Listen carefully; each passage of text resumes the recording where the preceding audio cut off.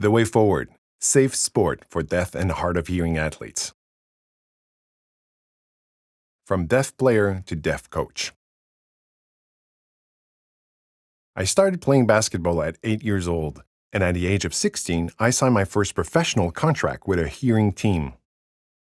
When I was 27, I moved here to Canada, where I decided to become a coach.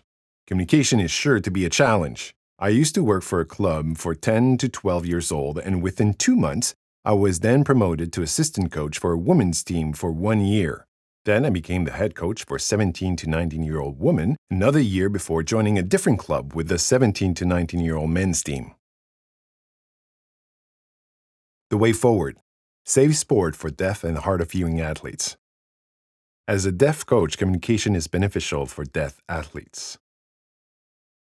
I tend to take care of ASL communication, and I clarify important things for them not only related to basketball, but also what they need to know about safety, nutrition, sleep, daily activities, stretching, awareness, concussion, etc.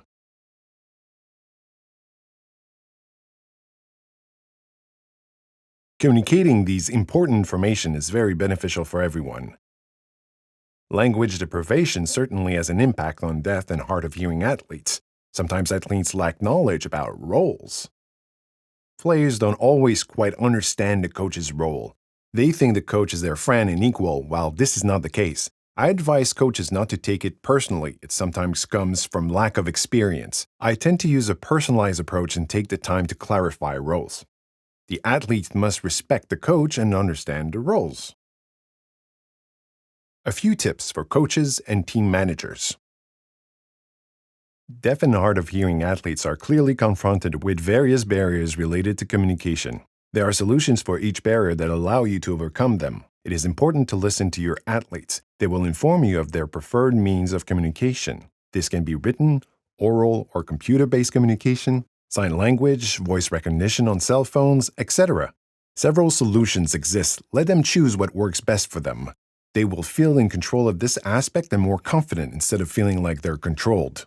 It is important not just to think about deaf athlete, but at the same time, 3.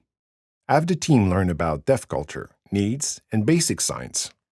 Take care to include these athletes and even teach the team some basic signs.